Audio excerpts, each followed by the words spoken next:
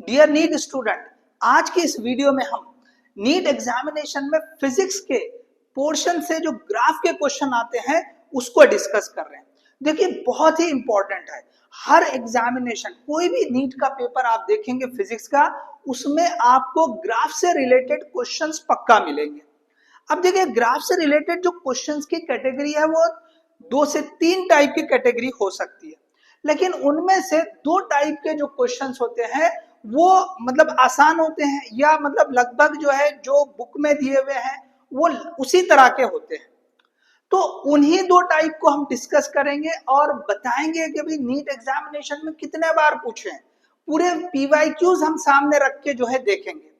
तो अब इसमें जो 2 टाइप है, पहला टाइप ये है कि आपको ग्राफ देकर ओके कुछ क्वांटिटी पूछता है।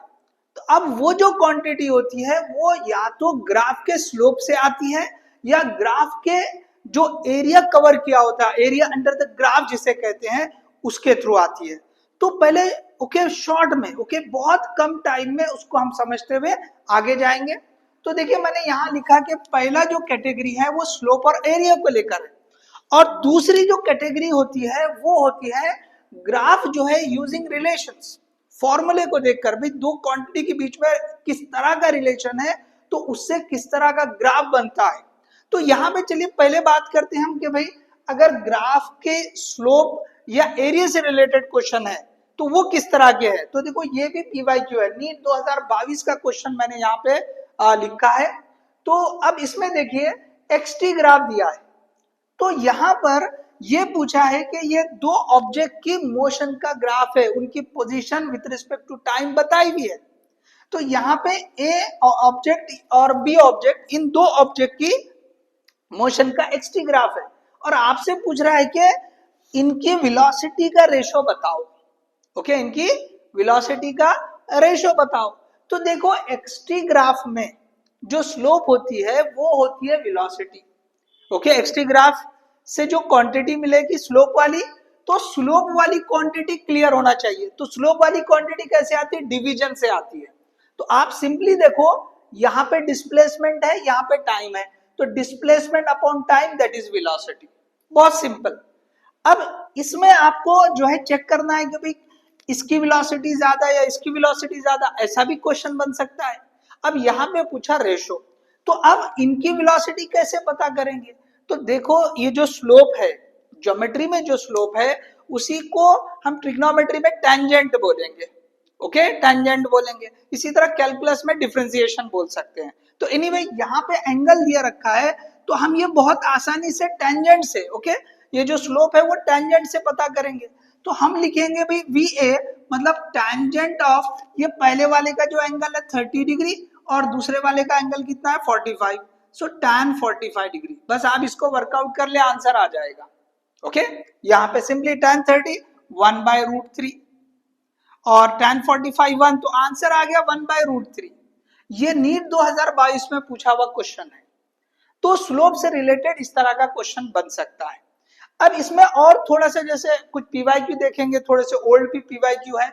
ओके, अगर हम बात करें यहाँ पर इसको एक सिंपल इस तरह से एक क्वेश्चन जो है पीवाईक्यू है, हम आगे बताएंगे। सारे जो ग्राफ से रिलेटेड इन 2 कैटेगरी वाले ग्राफ को मैं बिल्कुल बताऊंगा लास्ट में। और तो यहाँ पे देखिए कुछ इस तरह का ग्राफ है। यहां से ये एक्सटी ग्राफ ही है, यहां से ये इस तरह से बढ़ते हुए ये ऐसे जा रहा है। तो यहां इसको जो है थोड़ा सा ये ऐसे बता दिया। अब यहां जो है ना कुछ पॉइंट्स बोल दिया उसने, ये इस तरह से मेंशन कर दिया कुछ सेगमेंट। इसको ए ले लो, इसको बी ले लो, इसको सी ले लो, इसको डी। तो अब यहाँ पे ऐसे दे सकता है, ठीक है, या इसके बजाय कहीं यहाँ पर कोई पॉइंट दे देगा, इसको छोड़ दे। चलो ये ऐसे बताता हूं, यहाँ पे एक पॉइंट दे दिया। इस तरह से आप देख लें कि भाई यहाँ पे जो है ना इस तरह से ये एक पॉइंट, ये एक पॉइंट और ये एक पॉइंट। तो यहाँ पे इसको ए बोल दिया, इसको बी बोल दिया, इसको सी और इसको डी। ओके, किस पॉइंट पे इंस्टेंटेनियस वेलोसिटी मैक्सिमम है? तो अब देखो एक्सटी ग्राफ में वेलोसिटी का मतलब क्या है कि भाई उस ग्राफ की स्लोप। तो जिस पॉइंट पे ग्राफ मैक्सिमम स्लोप मैक्सिमम दिख रही है वेलोसिटी मैक्सिमम है। तो यहाँ पे देखो ये वाला पोर्शन, यहाँ पे स्लोप ज्यादा है, देखो ये स्लोप कम है यहाँ, तो ये वाला जो पॉइंट है हमको यहाँ जो ग्राफ में सी बता रहा है यहाँ पे मैक्सिमम होगी स्लोप। मैक्सिमम मतलब यहाँ पे एक्सटी ग्राफ की स्लोप मैक्सिमम मतलब वेलोसिटी मैक्सिमम। तो ये भी पीवाईक्यू है। ओके, ये भी पीवाईक्यू है। तो आगे मैं आपको बताऊंगा किस साल पूछा था। ओके, अब देखिए इसमें ये सेम क्वेश्चन को करंट इलेक्ट्रिसिटी में भी पूछ सकता है कि जैसे यहाँ पे आपको सिंपली ये वोल्टेज या इलेक्ट्रिक पोटेंशियल और ये इलेक्ट्रिक करंट, तो अब इसकी स्लोप अगर देखेंगे इस तरह से तो V बाय आई, तो V बाय आई क्या होता है? So that is resistance. तो आपको सेम क्वेश्चन जो है दो अलग अलग कंडक्टर के लिए, ये कंडक्टर A, ये कंडक्टर B, तो आपको यहाँ पे एंगल दे देगा। ओके, और बोलेगा कि भाई किसकी रेजिस्टेंस ज्यादा है, किस कंडक्टर की रेजिस्टेंस ज्यादा है, तो सिंपली जिसकी स्लोप ज्यादा उसकी रेजिस्टेंस ज्यादा। हाँ, इसको थोड़ा ट्विस्ट कर सकता है कि भाई ये करंट यहां बताने के बजाय यहां बताएगा, तो फिर वो क्वेश्चन उल्टा हो जाएगा, तो आपको ध्यान देना पड़ेगा। तो इस तरह से जो है देखो सेम यही क्वेश्चन और भी इसी क्वेश्चन को और दूसरे क्वांटिटीज के थ्रू भी पूछ सकता है। जैसे अगर यहाँ पे मोमेंटम दे दे और यहाँ पे टाइम दे दे, ओके, इसी क्वेश्चन को ऐसा भी दे सकता है। देखिए यहाँ पे उसने दे दिया मोमेंटम और यहाँ पे दे दिया ये time. So momentum upon time, तो change in momentum divide by change in time, तो ये हो गए फोर्स। तो आपको यहाँ पे सेम ही ऐसा दे सकता है। ओके, कि भाई यहाँ पे इसका कुछ एंगल दे देगा और बोलेगा कि स्लोप बताओ, तो आप बहुत आसानी से वर्कआउट कर सकते हैं। सेम इसी तरह का क्वेश्चन यहाँ भी बन सकता है। तो ऐसे कई सारे क्वेश्चन जो है ना आपको मिल सकते हैं।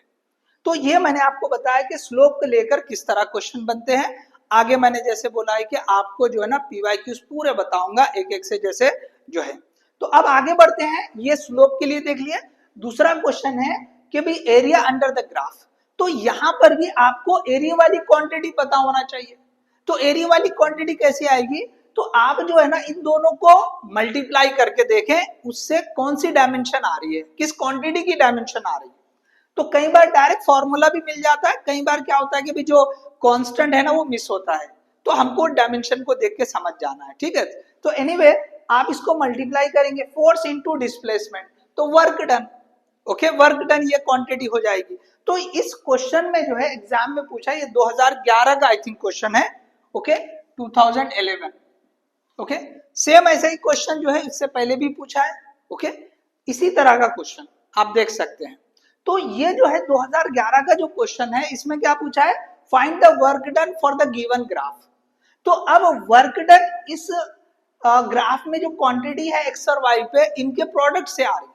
तो आपको सिंपली क्या करना है, वर्क डन फाइंड करने के लिए इस एरिया, ये जो ग्राफ है इसका एरिया वर्कआउट करना है, इसका एरिया वर्कआउट करना है। जैसे यहाँ पे मैं आपको बताता हूँ।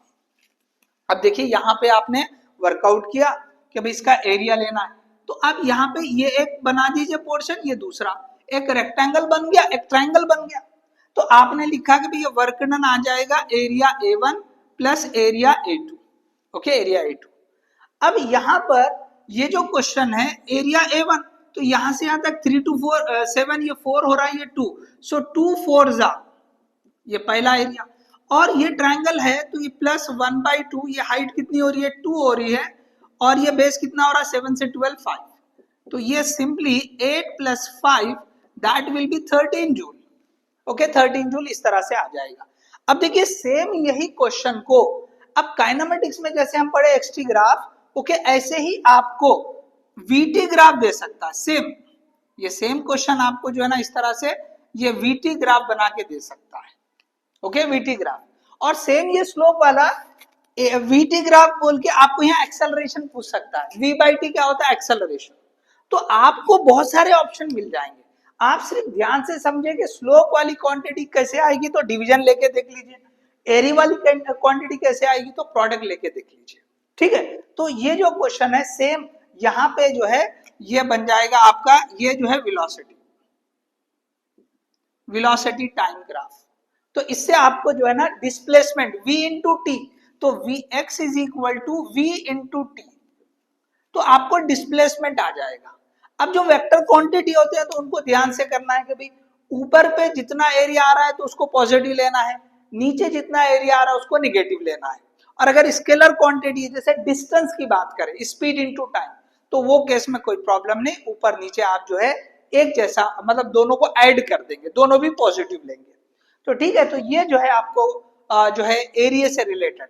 अब सेम यही क्वेश्चन आपको जो है ना, सेम ये फोर्स वर्सेस डिस्प्लेसमेंट है, तो इसी तरह से आपको ये फोर्स वर्सेस ये time graph, okay, force versus time, जैसे ये जो है ओके एफ इंटू टी, तो एफ इंटू टी ये आपको मोमेंटम देगा, क्या देगा आपको, मोमेंटम देगा। तो फोर्स इंटू टाइम इसके ऊपर भी क्वेश्चन है, पीवाईक्यू है इसके ऊपर, ओके, ये भी बताऊंगा मैं कौन से साल पूछा है। सेम इसी तरह का कुछ ग्राफ रहेगा और उसको आपको बोलेगा कि फाइंड द मोमेंटम, तो आपको क्या करना है, एफटी ग्राफ का एरिया फाइंड करना है, एरिया अंडर द ग्राफ। तो इस तरह से देखो, ये मैंने आपको जो पहली कैटेगरी है जिसमें स्लोप और एरिया आपको फाइंड करने के लिए पूछेगा, मतलब वो वाली क्वांटिटी फाइंड करने के लिए पूछेगा, तो आपको खुद से समझना है।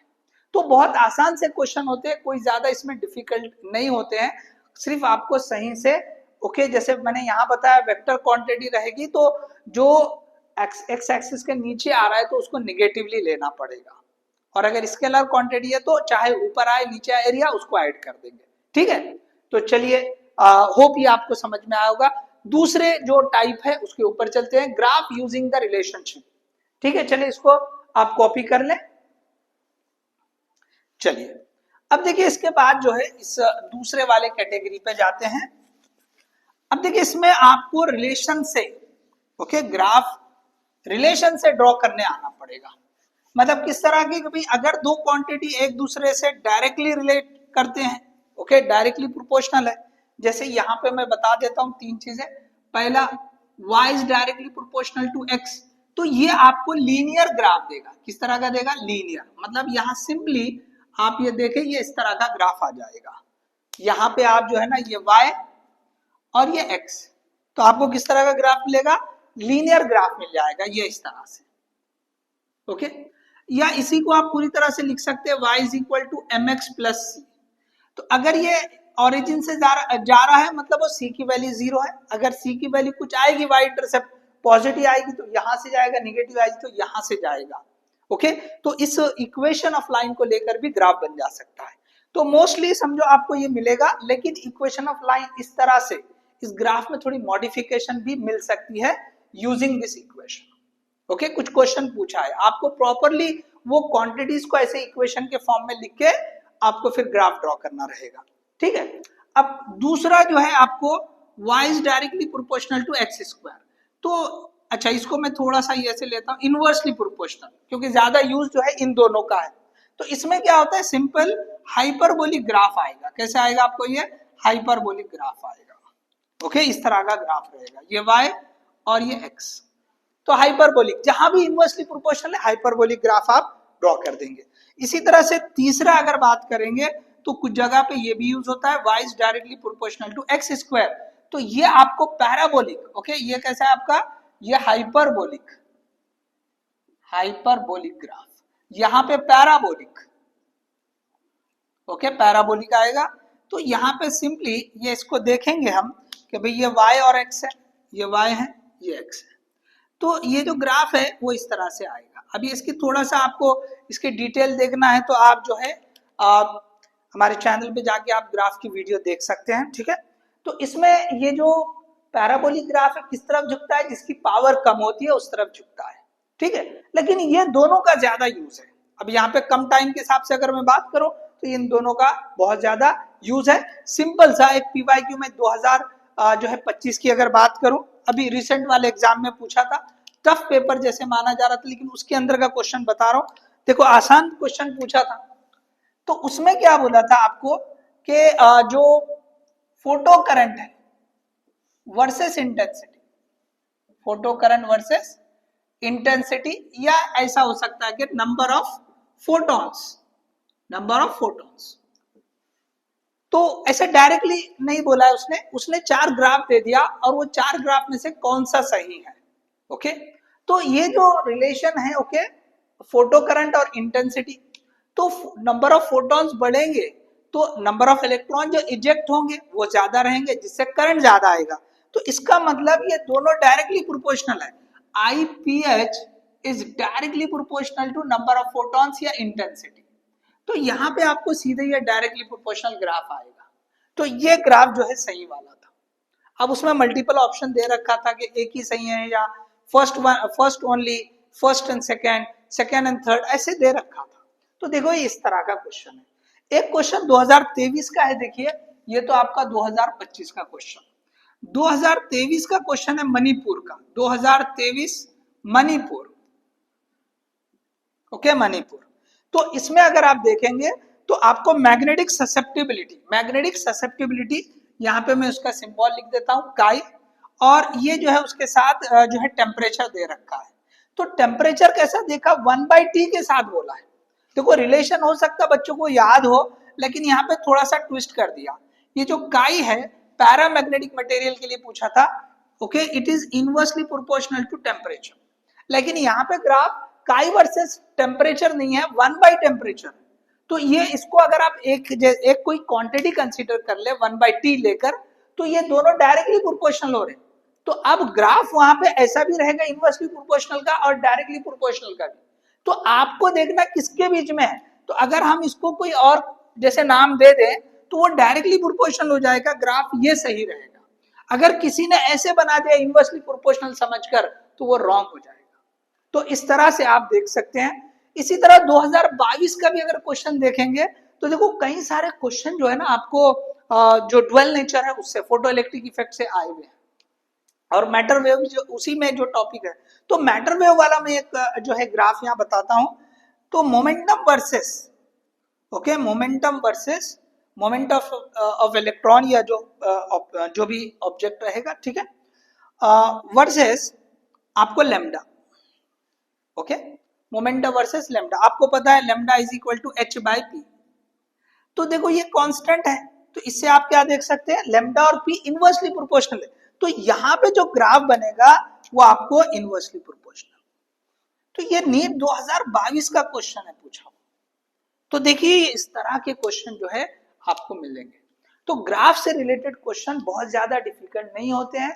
थोड़ा ध्यान लगाकर आप देखेंगे, बेसिक फंडामेंटल अगर आप समझ गए, जैसे स्टार्ट में बोला स्लोप वाली क्वांटिटी, एरिया वाली क्वांटिटी। दूसरा अगर कैटेगरी में आपने ये तीन चीजें समझ गई कि डायरेक्टली प्रोपोर्शनल है तो लीनियर ग्राफ आता है, इनवर्सली प्रोपोर्शनल है तो हाइपरबोलिक ग्राफ, ये शेप को देखें। इसी तरह से अब directly proportional to higher power तो पैराबोलिक ग्राफ आता है। तो ये इस तरह से y is directly proportional to x², okay. तो इस तरह से आपको जो है ना ये मिल सकते हैं। इसके साथ एक ग्राफ और बताता हूं मैं, ठीक है, वो जो है ना आपको कई 3 चैप्टर में आ जाता है, फील्ड वर्सेस डिस्टेंस। तो फील्ड में आप electric field versus distance, magnetic field versus distance और ग्रेविटेशनल फील्ड वर्सेस डिस्टेंस। तो इनका ग्राफ जो है ना देखिए कुछ इस तरह का है, उसमें 2-3 चीजें मिक्स जो है ऐड होके आती है। चलिए आप इसको कॉपी करना है कॉपी कर ले पॉज करके, ठीक है। चलिए अब मैं इसको रब करता हूं, देखिए ये आप याद रखें। अब फील्ड वाला ग्राफ लेके हम जो है ना आगे जो सिंपली डायरेक्टली हम देख लेंगे कि कौन कौन से क्वेश्चन जो है पीवाईक्यू है ग्राफ के, वो देख लेंगे।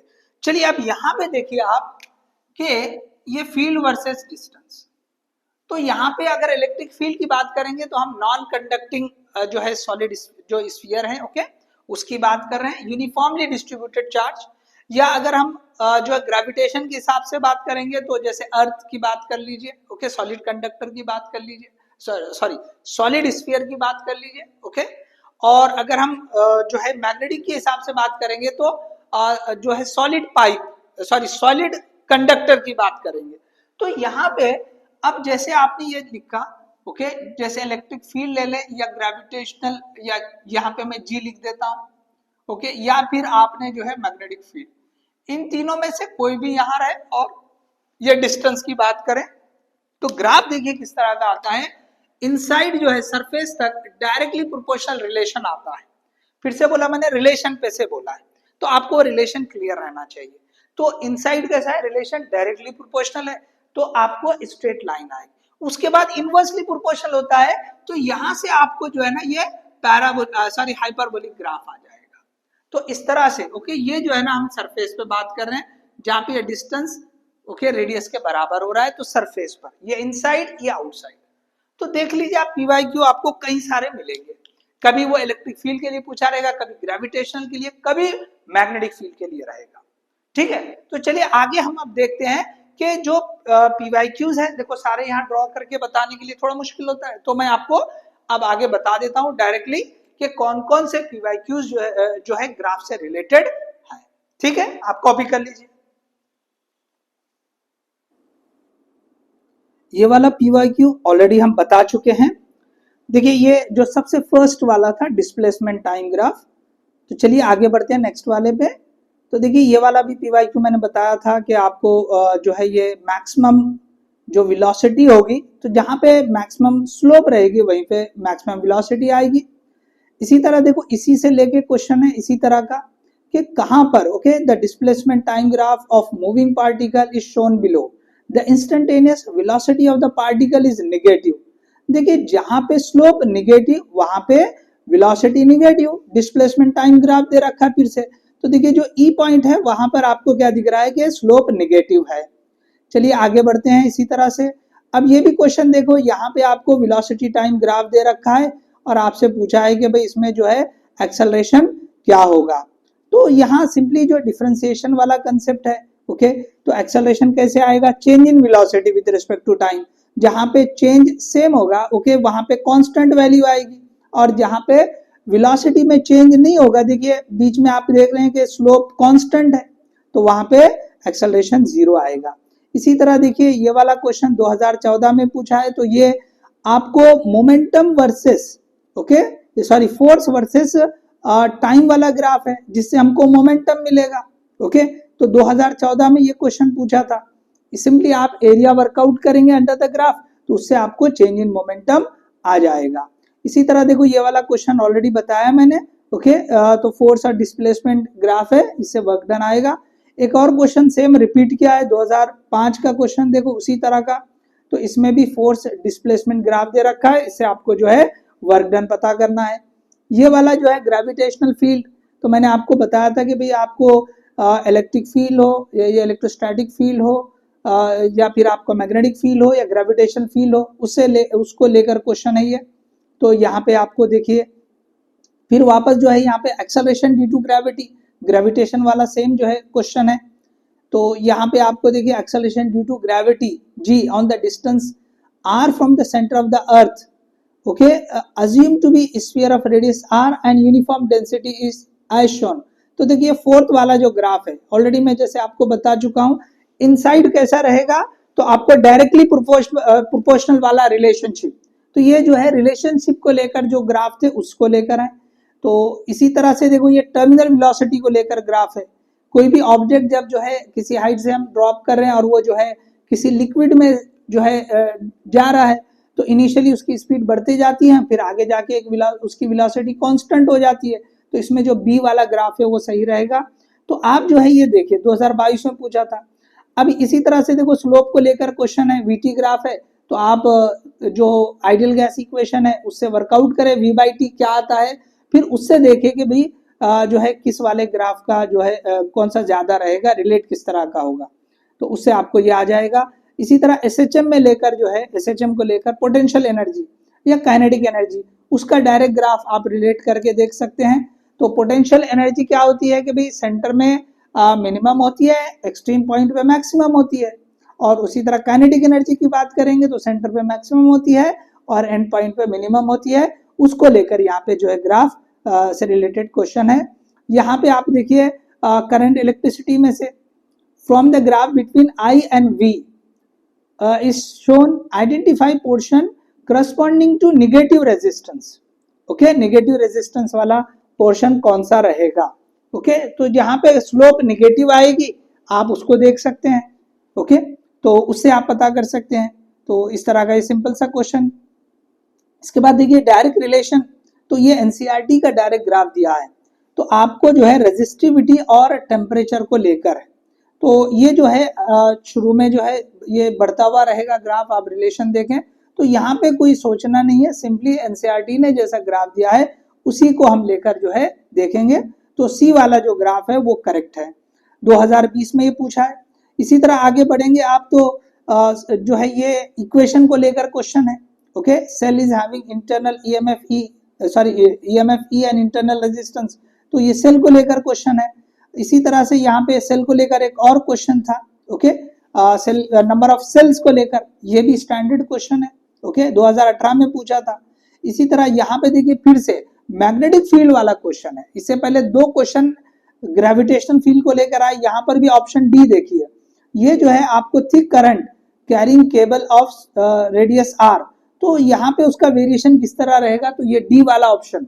ओके, इसी के साथ आगे बढ़ते हैं। यहाँ पे देखिए फिर से सिलिंड्रिकल कंडक्टर, तो मैग्नेटिक फील्ड का ही क्वेश्चन है यहाँ पर। उसी तरह से इसके आगे देखिए यहाँ पर वेरिएशन ऑफ ससेप्टिबिलिटी, ये वाला भी मैंने बताया है आपको, मणिपुर का जो एग्जाम्पल था।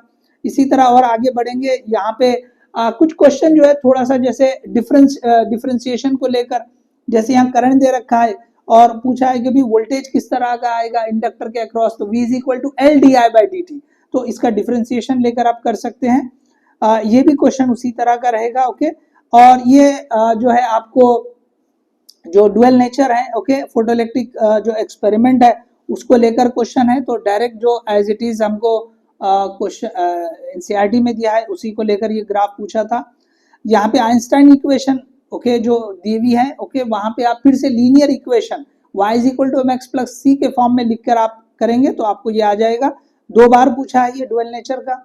इसी तरह फिर यहाँ पे फिर से जो है काइनेटिक एनर्जी और जो है 1/λ², इसके वर्सेस जो है 2024 का ग्राफ है। ओके, वेवलेंथ, डी ब्रगली वेवलेंथ इसमें जो है दे रखा है, तो काइनेटिक एनर्जी का और 1/λ इसका रिलेशन आप लिखकर ओके वर्कआउट कर सकते हैं। सिंपली रिलेशन आप लिखे लैम्डा इज इक्वल टू, हम h/p लिखते हैं, p को आप जो है √2mke इसका स्क्वायर लेके करेंगे तो आपको आ जाएगा। ठीक है, इसी तरह ये 2025 का ग्राफ है, ये भी मैंने आपको बताया है कि फोटोइलेक्ट्रिक करंट और intensity of light directly proportional होते हैं। तो देखिए यहाँ पे इस तरह से आपको ये और भी क्वेश्चन, ओके, ये भी ग्राफ मैंने बताया डी ब्रगली वेवलेंथ और मोमेंटम को लेकर। ओके, तो इस तरह से ये आगे देखते चलिए, पूरे PYQ है। ठीक है, तो यहाँ पर आपका जो है ये लगभग जो है ये खत्म हो चुके हैं यहाँ पे क्वेश्चंस। तो मैंने कुछ सिलेक्टेड जो भी क्वेश्चन इसमें थे वो आपको बता दिए हैं। तो होप ये वीडियो आपके लिए बहुत हेल्पफुल रहेंगी। देखिए सिर्फ जो है लगभग 30 मिनट्स के आसपास की ये वीडियो रहेगी। तो ये जो है ग्राफ से रिलेटेड जो क्वेश्चंस है उसका सारा जो है एक आइडिया आपको मिल जाएगा। होप ये आपके लिए हेल्पफुल रहेंगी। इसे ज़्यादा से ज़्यादा शेयर करें, लाइक करें और चैनल को सब्सक्राइब करें। All the best, thank you.